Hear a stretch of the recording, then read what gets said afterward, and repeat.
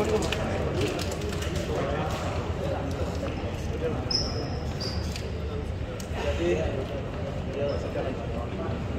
saudara-saudara, sampai malam ini kita mendengarkan keterangan seorang ahli bahasa. Tetapi sayangnya, dia hanya melihat dari konteks bahasa yang dia mampu. Dia tidak mau melihat dari konteks, terutama berkaitan dengan surat dakwah, yaitu dalam konteks suap menerima. Begitu juga dengan konteks dari perbuatan halang. Ini yang kita sesalkan sebenarnya.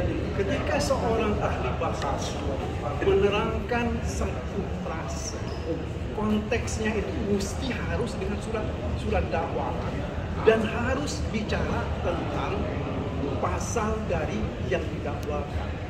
Bukan cuma ngomong aja menurut pengetahuan dia. Karena apa yang kehadiran dia itu adalah untuk menerangkan konteks pembicaraan kalau dikaitkan dengan surat dakwah.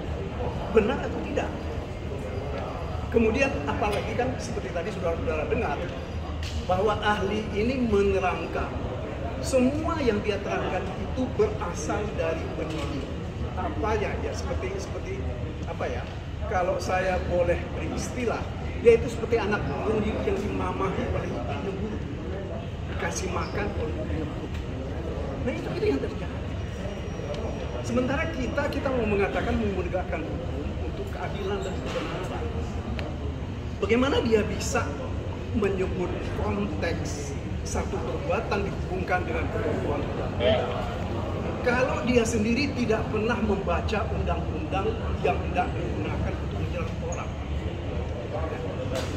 Tadi saya kira cukup jelas pertanyaan-pertanyaan kita. Bagaimana dia hanya bolak-balik ini menurut persepsinya tentang bahasa yang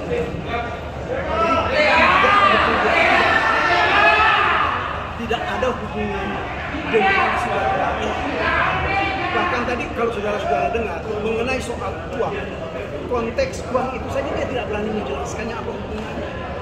Ada 600, ada 400, kemudian ada 850. Hanya sampai pada titik itu yang sebenarnya yang kita harapkan dia itu menerangkan bahwa uang ini ada hubungannya dengan suap ke Wahyu atau tidak. Kan ini kan sebenarnya yang kita harapkan. Apakah dari percakapannya antara Doni dan Saiful misalnya, apakah itu memang diketahui oleh Mas Trump upaya suap? Kan ini kan yang dia menghindar terus dari pembicaraan kita. Saya kira ini sesuatu yang sangat salah di dalam hal menghadirkan ahli. Seharusnya kan kalau menurut ketentuan hukum kita adalah untuk membuat terang perkara. Terang perkara itu apa? Konteksnya dengan surat dakwaan, konteksnya perbuatan-perbuatan orang ini dan keterangan-keterangan saksi. Nah itu kan yang mesti dibicarakan dan disampaikan oleh dia sebagai ahli bahasa. Tetapi ini ternyata tidak. Jadi buat saya, ya, dia itu tidak menjelaskan apapun ya, terkait dengan pembuktian surat dakwaan. Berkaitan dengan perbuatan obstruction of justice maupun perbuatan suap. Itu yang penting. Kemudian satu hal lagi ya, tadi saya secara sengaja dengan kesepakatan kami bahwa kami penasehat hendak menjadikan diri kami sebagai saksi di persidangan. Kenapa? Karena kami ingin mengikuti kegiatan yang dilakukan di dalam persidangan yang lain, di mana penyidik menjadi saksi, penyelidik menjadi saksi, dan penyidik dan penyelidik menjadi ahli. Kenapa tidak dikenalkan sebagai penasehat untuk juga menjadi saksi dalam perkara kita? Sebab saya mengikuti perkara ini dari tahun 2019. begitu banyak catatan yang saya baca mengenai soal ini. Makanya seperti yang disampaikan tadi, salah satu di antaranya yang tidak perlu jelas dan terang adalah surat perintah penyidikan. Ini harus kita curigai bahwa ini ada permainan terkait dengan surat perintah penyidikan. Bagaimana mungkin surat perintah penyelidikan itu ditandatangani oleh Agus Raharjo pada tanggal 20 Desember ketika pada saat yang sama mereka itu serah terima jabatan. Itu satu. Kemudian yang kedua, mengenai kejadian apa yang mereka sebut kejadian penghalangan penyelidikan di PT IKA. Kami punya informasi yang lebih dari itu. Salah satu informasinya yang penting adalah petugas di PT IKA itu kenapa bertanya kepada orang yang berada di dalam mobil. Karena kebetulan dalam keadaan mobil itu yang dilihat ada seorang perempuan dan laki-laki. Ditanya kalian mau apa di sini? Mereka bilang kami IO. Artinya kan ada kegiatan. Padahal di sini tidak ada kegiatan. Sementara besok paginya itu ada wakil presiden yang akan melakukan olahraga di sini. Ini kan tidak pernah diungkap dalam persidangan.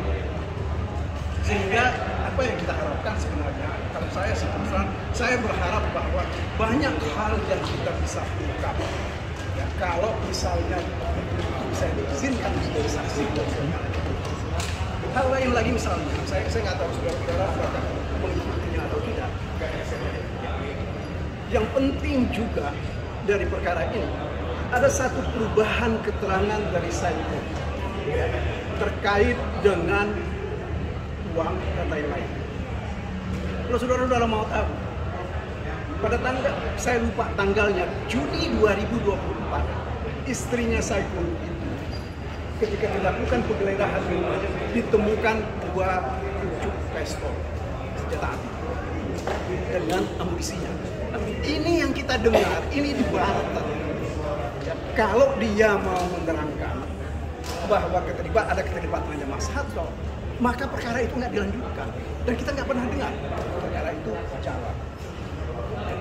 Nah ini yang juga perlu kami sampaikan.